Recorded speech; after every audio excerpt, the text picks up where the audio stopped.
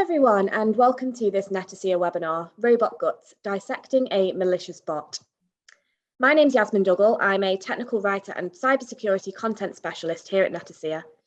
Joining me on the panel today, we have Netacea's own threat research team, Matthew Gracie McMinn and Cyril Noel Tago.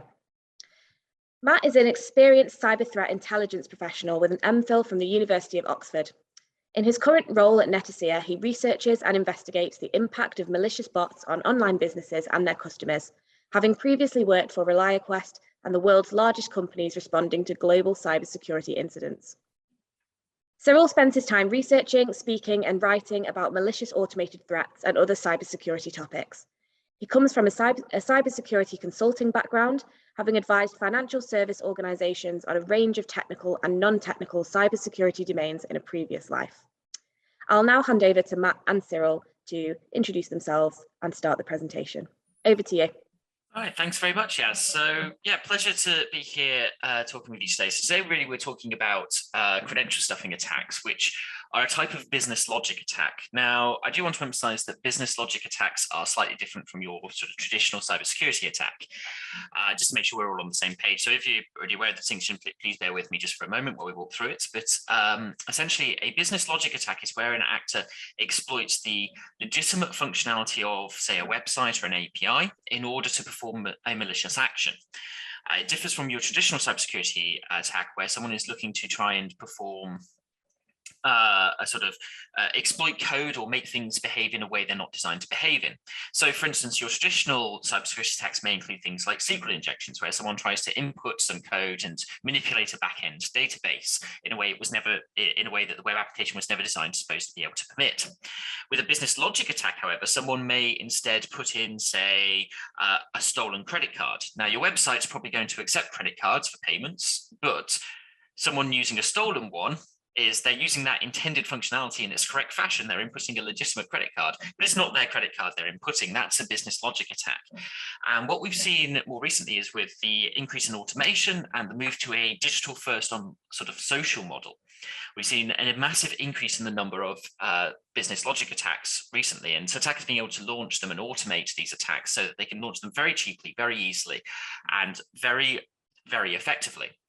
One of the more common types of attack is your credential stuffing, where an attacker will take pairings of usernames and passwords, usually leaked onto the internet from breaches of third-party sites. So say another company you've never heard of gets breached, users' names and passwords get leaked onto the dark web or onto the open web.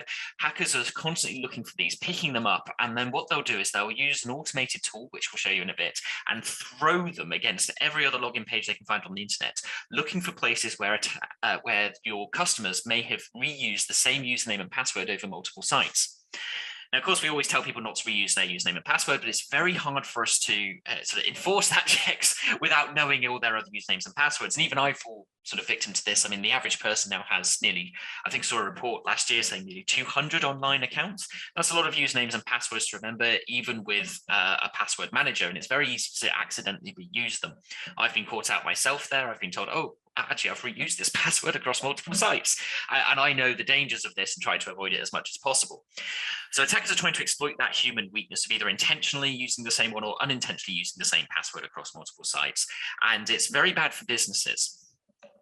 Because even though you yourselves are a victim of this, as are your customers, there's not really a huge amount that can be done. It can have a pretty significant effect. And in fact, this effect is often underestimated. So Matt, you mentioned that these credentials are available not only on the dark web, but on the open web as well. How easy is it for cyber criminals to get hold of those credentials? Very, very easy. In fact, we'll show this later on when we get into the live demo, but I mean, you can just do a Google search. It sounds really bad, but quite literally, if you put the right terms into Google, and they're not hard to come across if you're on certain forums or so forth, if you look into, hey, I want to take over accounts, or I want to perform account takeovers or anything like that into Google, you'll get the information you need within a few minutes.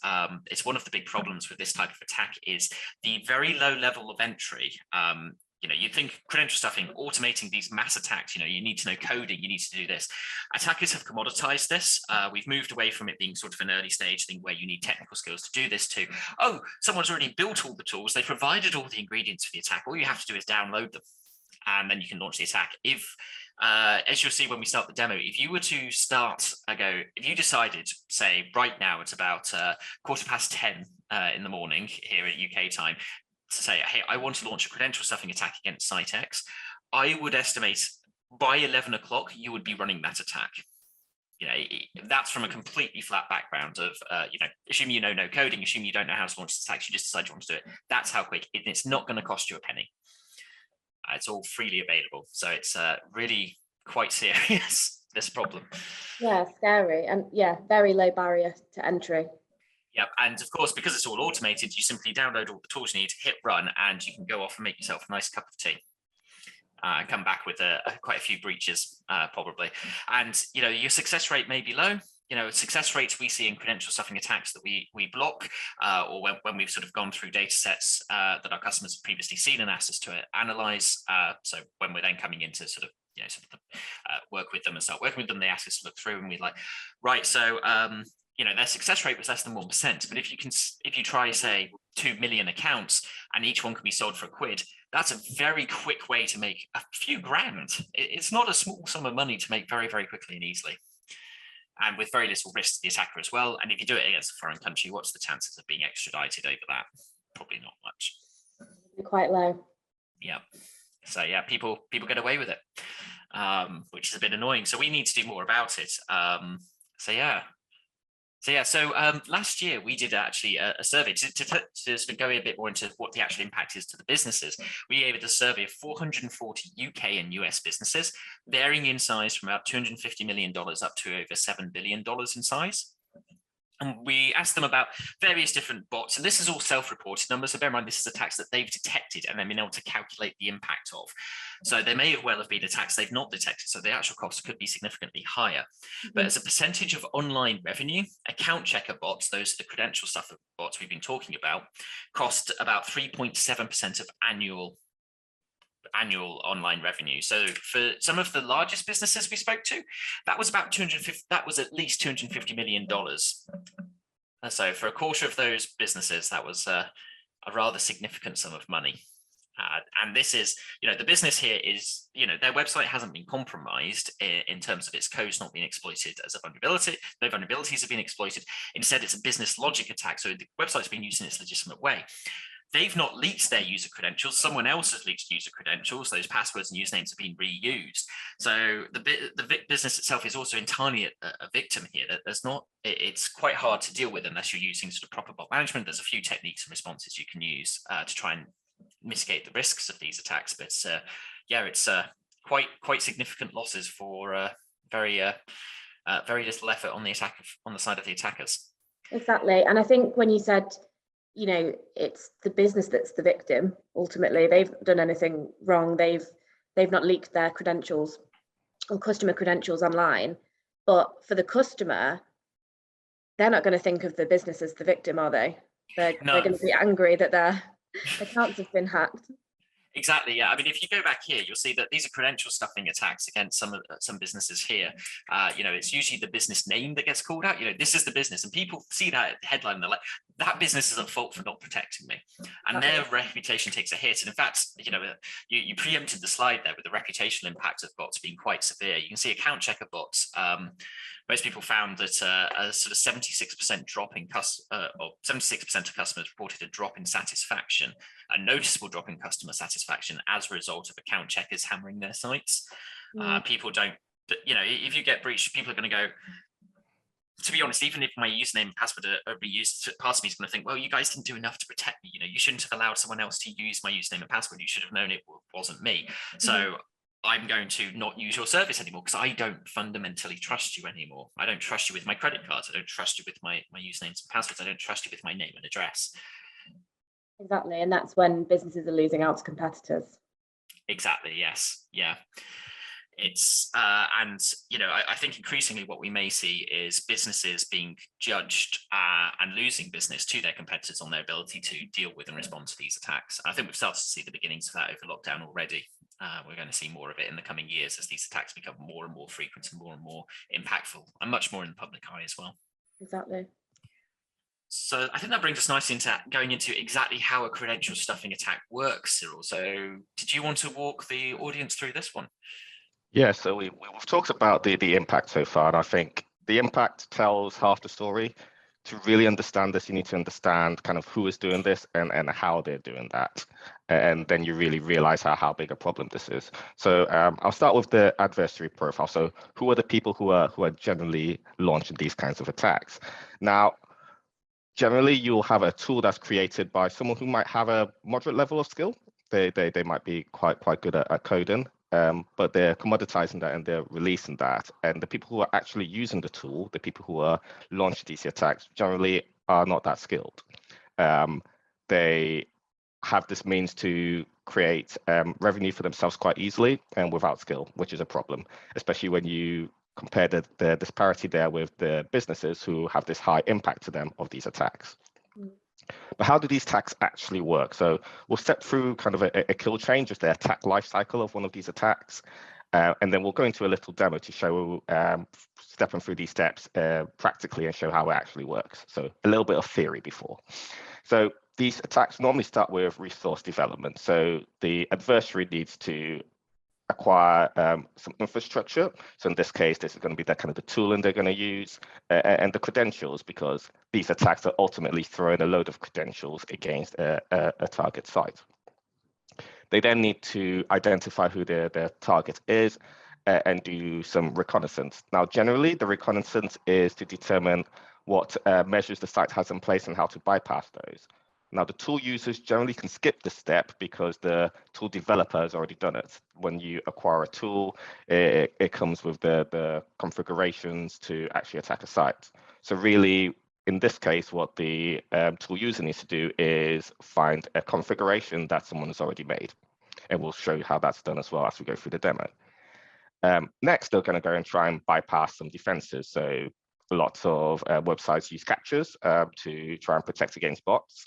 We'll show how easily these can be defeated, but they might also try other techniques. So pretend to be humans, kind of mouse movements, use proxies so that they're hiding their IPs, and smoke screeners to try and other attacks at the same time to kind of distract from the attack they're doing. Once that's done, they're going to prepare all the tools together. So kind of take the shopping list they've already had and put it together and get ready to launch the attack. And then they're going to launch the attack, throw the credentials at the website and hope that some of them are valid matches, and then they're going to report out. So if it is a valid match, these are the ones that are valid matches, and then we can go and either sell those credentials on, or we can start using that account for ourselves. So that's how it works in theory. Let's see this in practice now. So what I'm going to do is I found this wonderful website here that seems to belong to someone called Cyber Cyril. And what I'd like to do is see if I can credential stuff my way into one of the into the back end of it, into the login page, because I'm sort of looking at. So here's the login page for the admin portal, but I'm sort of looking at this, and I'm getting really annoyed by this sort of very secure, no hackers here. I'm a hacker. I just want to get in there and change that. So, Cyril, if I'm going to attack your website, where am I going to start? Okay, so we talked about right at the start, infrastructure acquisition. So we need to get the tools for this. So let's go on GitHub and let's get this open source tool called OpenBullet. Now, OpenBullet is it's a web testing tool. It's a web testing automation tool, or at least that's how it's advertised. In reality, it's a tool used by adversaries for credential stuffing. Freely available on GitHub. So popular that they're on version 2. Now, adversaries in the wild are using everything from version 1 all the way up to version 2. But this is the newest version out there, so we'll use this for this demo. Cool. So we've got the infrastructure. We need the combos, the credentials. So here, this is just a simple Google search away, and what you'll see here is lots of advertisements of combos that can be downloaded. Now, a combo is a username and password pair. So as you can see, you've got here, some of these are 600,000 combos. The smallest one there, I think, was over 100,000. So you can see already even with a very low success rate, there's the odds are so far in the attacker's favor, right? They've got so many combos that like even a 0.1% success rate. I'm not going to try and do the math now, but that's still going to be quite a high number. So we've got our credentials and we've got our tool. So I mentioned earlier that normally, if you're kind of going strictly through the kill chain, you'll have to then do some reconnaissance and determine kind of how that target works and use that to tailor your tool. But in most cases, the adversary will find a config that someone's already made. Again, simple Google search away.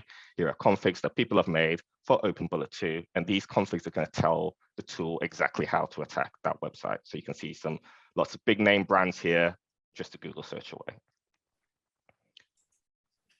All right, so I think we've got our infrastructure, we've got our credentials, and we've done our reconnaissance, we've got our tool. Let's show how we put that all together. Yeah, excellent. So I've got my OpenBullet open here in my browser. It can run in desktop or it can run in browser. We've set it up in browser here. And yeah, so where do I go next, Cyril? All right, so let's start by bringing in our credential list. So in OpenBullet 2, credentials are, and combo lists are put in a section called word lists. So we're going to add a new word list here, a new credential list into this. We're going to browse one we downloaded earlier. So here is our 5,000 ultra high quality mega combo list supreme. The more adjectives, the better the list is, of course. Yes, Clearly. yes.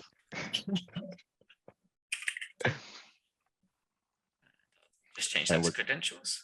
Yep. So we're going to upload that. And we've got our credential list added. So we've already got our infrastructure and we've got our credentials added. Now we need to actually add the configuration. So this is how we're actually going to attack the site. So we could, write our own configuration, but it's much easier just to download one and edit it. So here we can see this can be written in a code type form. And essentially what this is doing is it's going to send a login request to the website, and it's going to throw the usernames and passwords into it. And then it's going to determine from the responses whether it's been a successful or a failed login. Now, for an adversary who is very unskilled, they don't even need to look at code at all. They can go into this stacker view, which shows in nice, easy blocks kind of this attack. And if, for example, I wanted to bypass some defenses, so my super secure site is really secure. I don't need any captures or any defenses because it's that secure. But if I did have a capture now, I wanted to solve it, I can just easily add a block in here to solve a capture. So for example, page capture, you add the block here, and then that will normally be farmed out to a capture solving service. So whether that's an automated service or a capture farm, so sent out for humans to solve the capture for you. But in this case, we don't need to do that because it's a very secure website that doesn't need capture. So we have our config, and we are all ready to go. Now, if we were doing this in practice, we'll probably add some proxies in to kind of hide our address. For the purposes of this demo, we won't do so, but here we can show that the tool does have the capabilities to add proxies. But for now, let's start a job. So let's actually attack this site. Here, we're going to create a multi-run job. So this is essentially going to use the config that we created earlier, which we're going to add now. It shows a nice warning there that using code that you haven't written yourself might be dangerous. No honor amongst thieves. No honor amongst thieves, exactly. We're going to add the word list we downloaded earlier as well. So here's our 5,022. So we've got 22 free combos in this word list. Very, very nice of them. And we're going to select the number of bots. Should we go for 100 bots? So the higher the number of bots, the quicker this attack will run. As I said before, we're not using proxy, so we can turn off some of the proxy behavior. And then in terms of outputs, we can decide which outputs, where we're going to output it. So we can output it to Discord or Telegram group, or just to our own custom webhook. In this case, we're going to just add it just to the normal database. And on proxy sources, we can take off that proxy group. They're right at the bottom, proxy sources. Yeah. All right, so let's create a job.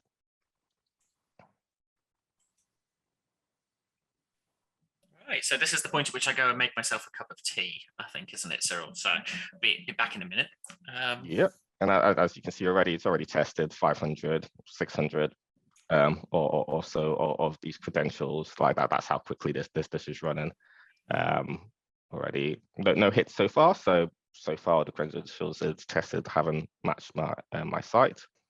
Oh look, so it spoke too soon. So in fact, it has found one of my passwords, my password actually, which is actually a very secure password. If you think of any measure of password security, you're going to say that's a secure password. It's long, it's got a mix of uppercase, lowercase, symbols, numbers, like great password, except I've reused it somewhere. And that kind of shows the difficulty here, that no matter how secure your password is, if you reuse it, you can still fall victim to a credential stuffing attack. Password complexity isn't the answer to this problem. And I think that's something that's quite drilled into us as employees, especially, use a password that ticks these boxes, like you said, uppercase, lowercase, symbols, numbers, etc. And it's sort of, I think, the more complex the password, the less likely you are to be hacked. Whereas actually, like you said, nothing to do with that. It's completely down to password reuse. Something that strikes me as well, just watching this, is how user-friendly OpenBullet is. Like you said, it's so easy to follow the kind of step-by-step process to launching one of these attacks. And like Matt said before he went and got his cup of tea, very, very, very quick to execute. Yeah, definitely. And this is by no means like an optimized config, right? This is a quite basic one, but it's going through quite a lot. If you see at the top right, you've got kind of 921 kind of checks per minute, right? Mm-hmm. So that kind of you can extrapolate that and see just how quickly you could check like quite a few combos. But yeah, once we've kind of got this output, so we've kind of got these successes, and you only need like one hit, right? You only need one success to be able to breach an account. That's for you. Great. Yeah, you might start with a 5,000 list, which you downloaded for free, but now you've got a monetization route. You've got some revenue coming in just from that one hit. So the odds are so firmly stacked in the adversary's favor there. It's absolutely insane. Yeah, I'm very nearly done now already. And that's using only 100 bots. Obviously, I could have put 1,000, 10,000 if I really wanted to shoot through this as fast as possible. I'm doing a sort of slightly more of a low and slow attack on your website there, Cyber Cyril. Yeah, so. Yeah, and you could go even slower, right? You could literally run it at 10 bots and try and kind of just try and avoid any detection, which is looking for a quick change in number of attacks as well. And my browser has crashed. There we go. It's back. Yeah, so slight technical difficulty there. So the OpenBullet was working fine. My browser was not. But there we go. It seems to be back up and running now, and it's just jumped up a bit more. And I've just seen another hit. Did you hire another admin there, Cyril? Who's yeah. Perhaps not as security conscious as you are. Yeah, my admin is definitely getting fired for that. That is a very poor password. Yes, password 1. I feel like being an admin today, actually. Yeah, this will be fun. Let's see. What can I do now? So, as you can see, once you've got access to the site, you can do whatever you want on that site. For kind of customer accounts, you can try to make purchases or resell their account. In this case, MGM is defacing my previously very secure website. Thanks, mate. You're welcome. like a kind of cyber graffiti. Yes, very much so. Which is a small use of what I could have done here. Of there's a lot of other things I could have done with the admin account, and obviously this is a very simple sort of, if very insecure website.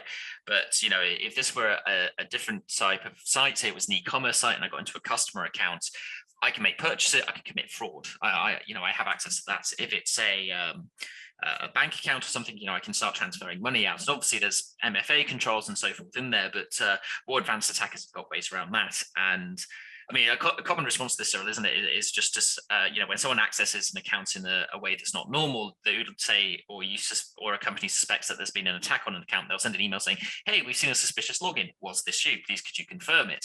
That email takes about 10 minutes, but I think you've got us a script from another attack here, haven't you? We pre-recorded some videos because of the issues of doing a live demo, so just in case it went wrong, we had some videos there. It all seems to have worked out all right, but yeah, we've actually got a proper config here for sort of a proper site here. And do you want to walk us through it, Cyril? So the demo we used, we created the config to attack my site, because I don't think anybody outside of us knows about my super secure site or wants to actually hack it. But we thought we'll actually go through a real life config and just show some of the elements of it. So generally they start with just a little bit about kind of who wrote the config and kind of recommend the amount of bots to use for it, whether usually to use proxies, etc. Just like some preamble. Then it goes into the meat of it. So in this particular config, it's sending a GET request. So it's going to the login page and it's passing some header information there, especially if you can look like a user agent information. And then it's passing from the website some tokens. So in particular, your cross-site request forgery token and a state token. Next is sending a post request. So now it's going to try and log in into this website, taking a username and password, so that'll come from your combo list, and then passing through the state and the cross site request forgery tokens back in. And then again, we've got the header information coming through there, and then using the referrer from the target site, so it looks like a legitimate post request. Next is checking to see if the attack has been successful or not. So looking to see what values it gets back to determine whether the credentials are valid or not.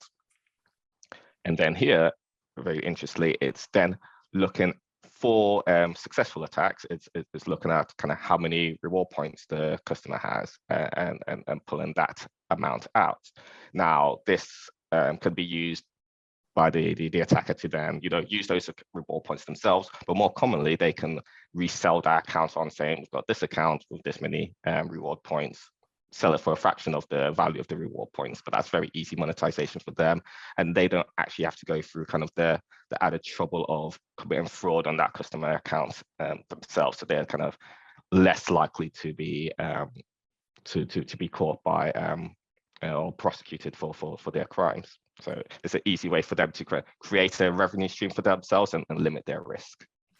Sorry, Matt. So no, I was just going to say, some do actually accept the risk, though, don't they, Cyril? And I was saying it takes, say, 10 minutes for someone to get an email and then respond to it, to change their password and so forth. But in that, as soon as someone's into that account, if they're doing this fully automatically, 10 minutes is far too slow, because this will happen in a second, and they can do things like transfer reward points away. They can make purchases on the account.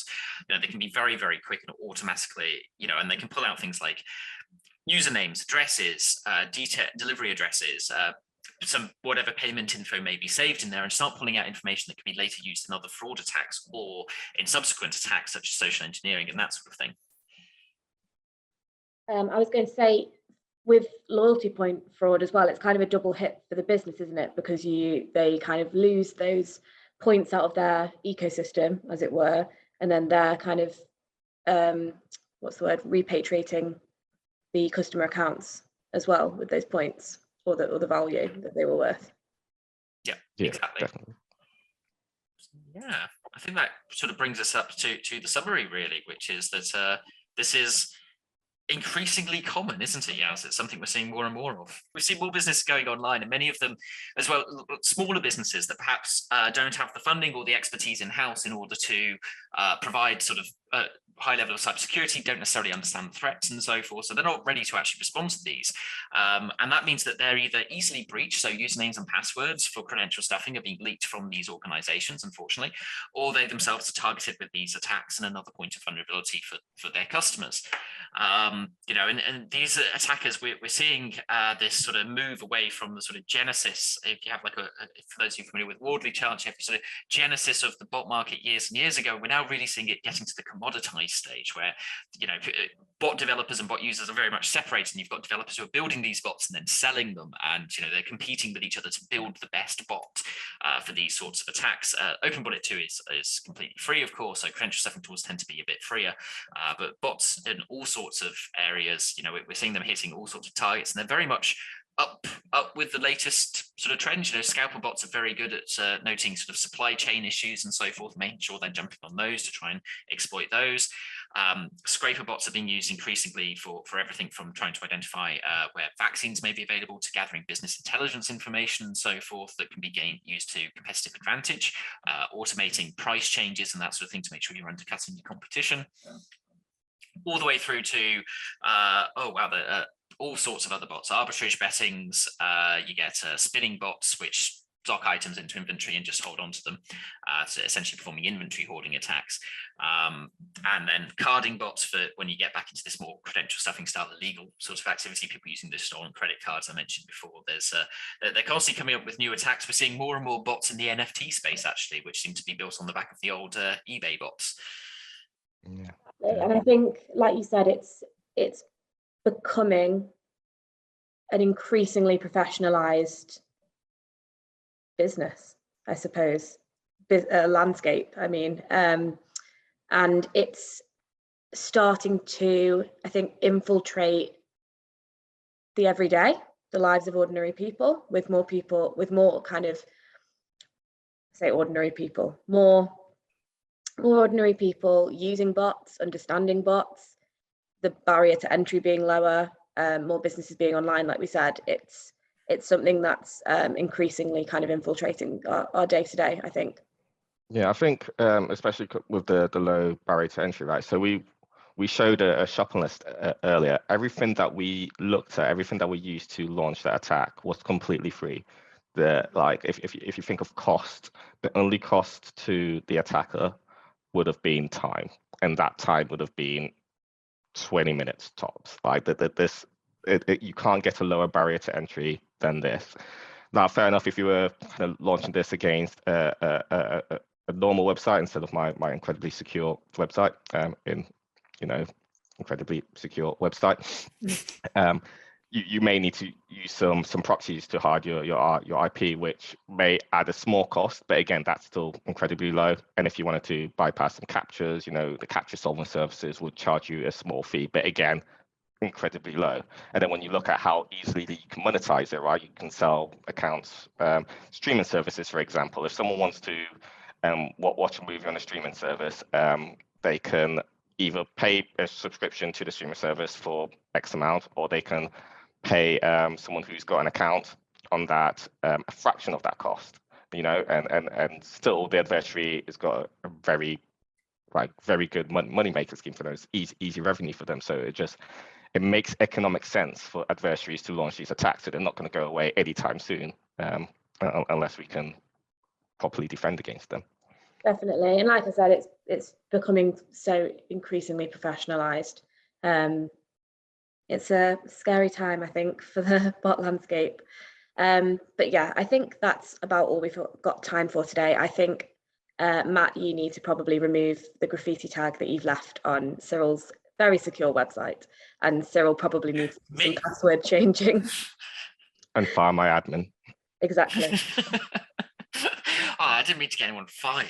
Oh dear, that's that was your master plan all along, Matt. I feel really bad, but yeah, no. So I still haven't finished my cup of tea. If you're wondering how long that attack took, it's still going. Exactly. So thanks everyone for joining us today. Thanks to Matt and Cyril on my panel. If today's session has got you thinking and inspired you to ask more questions about bots, or even directly about your own bot management strategy, please do get in touch with us at hello@netacea.com. Thank you so much to Cyril and Matt again, and I will see you next time for the next Netacea webinar.